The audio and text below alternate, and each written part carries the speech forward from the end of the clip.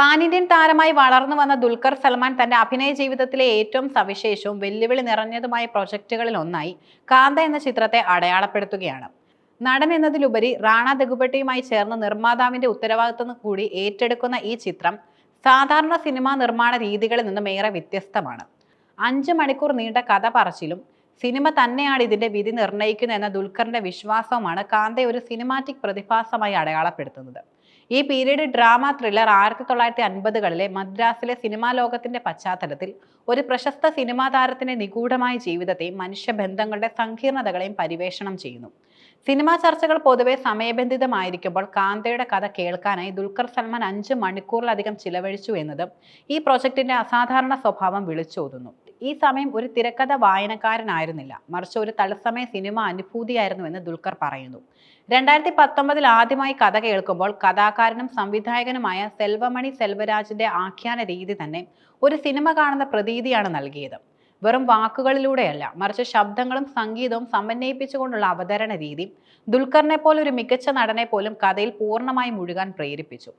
സെൽവയുടെ cinematic കാഴ്ചപ്പാടുകളും സാഹിത്യത്തിലെ അറിവും ദുൽഖറിനെ അത്ഭുതപ്പെടുത്തി. ഒരു സംവിധായകൻ സിനിമയെ ഒരു ദൃശ്യകല എന്നതിലുപരി സാഹിത്യപരമായ ആഴമുള്ള ഒരു കലാസൃഷ്ടിയായി സമീപിക്കുമ്പോൾ അതിന്റെ ഫലം അത്യധികം ശക്തമാകും. കാന്തയെ സാധാരണ സിനിമകളിൽ നിന്നും വേർതിരിക്കുന്നത് ഈ സമീപനമാണ്. സെൽവയുടെ എഴുത്ത് രീതിയും കാന്തയുടെ നിർമ്മാണത്തിൽ കൂടുതൽ സമയം എടുത്തതിന്റെ കാരണമായി ദുൽഖർ ചൂണ്ടിക്കാട്ടുന്നു. അദ്ദേഹം ഏത് രംഗം എഴുതിയാലും അത് വീണ്ടും മാറ്റി എഴുതി പുതിയ തലങ്ങളിലേക്ക് കൊണ്ടുവരാൻ ശ്രമിച്ചു. ഈ പൂർണ്ണതയിലുള്ള ശ്രദ്ധ കാരണമാണ് തിരക്കഥ പൂർത്തിയാക്കാൻ കൂടുതൽ സമയമെടുത്തത്.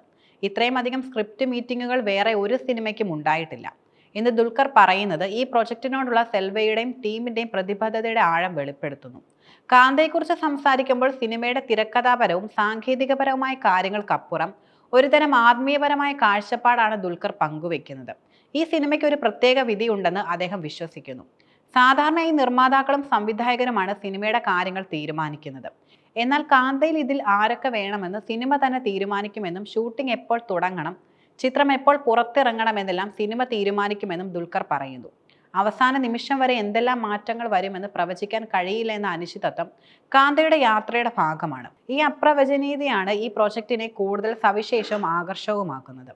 ഈ വിശ്വാസം ഒരു കലാസൃഷ്ടിയെ അതിന്റെ വഴിക്ക് പോകാൻ അനുവദിക്കുന്ന ഒരു കലാകാരന്റെ മനോഭാവത്തെയാണ് പ്രതിഫലിപ്പിക്കുന്നത്.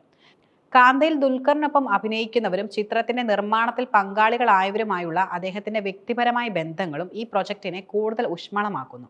മുതിർന്ന നടനും കലാകാരനുമായ സമുദ്രകനിയെ ആദ്യമായി കണ്ടപ്പോൾ തന്നെ അയ്യ എന്ന് വിളിക്കാൻ തോന്നിയ അനുഭവവും ദുൽഖർ പങ്കുവെച്ചു. അദ്ദേഹത്തിന്റെ കഥകൾ കേൾക്കാൻ ദുൽഖറിന് എപ്പോഴും ഇഷ്ടമായിരുന്നു. ലൊക്കേഷനിൽ അദ്ദേഹം ഒരുപാട് കഥകൾ പറയുമായിരുന്നു. ചെറുപ്പക്കാരെക്കാൾ കൂടുതൽ എക്സൈറ്റ്മെന്റ് അദ്ദേഹത്തിന് ഉണ്ടായിരുന്നു എന്നത് കലയോടുള്ള അദ്ദേഹത്തിന്റെ അഭിനിവേശം എത്രത്തോളം ഉണ്ടെന്നും സൂചിപ്പിക്കുന്നു. താനും റാണ ദഗുപട്ടിയും വളരെ കാലത്തെ സുഹൃത്തുക്കളാണ്. ഈ സൗഹൃദം ഇപ്പോൾ ഒരു പ്രൊഫഷണൽ പങ്കാളിത്തമായി വളർന്നിരിക്കുകയാണ്. ദുൽഖറിന്റെ വേഫയർ ഫിലിംസും റാണയുടെ സ്പിരിറ്റ് മീഡിയയും ചേർന്നാണ് ഈ ചിത്രം നിർമ്മിക്കുന്നത്. താനും റാണയും ചേർന്ന് ഈ സിനിമ നിർമ്മിക്കുകയും ഒപ്പം പ്രധാന കഥാപാത്രങ്ങളെ അവതരിപ്പിക്കുകയും ചെയ്യുന്നു. ഈ സിനിമയിലെ ഓരോ കഥാപാത്രങ്ങളും വളരെ സ്പെഷ്യലാണെന്ന് ദുൽഖർ കൂട്ടിച്ചേർത്തു. 1950കളിലെ മദ്രാസ് പശ്ചാത്തലമാക്കിയുള്ള കാന്ത തമിഴ്, തെലുങ്ക്, മലയാളം, കന്നഡ, ഹിന്ദി ഭാഷകളിൽ റിലീസ് ചെയ്യുന്ന ഒരു പാൻ ഇന്ത്യൻ ചിത്രമാണ്.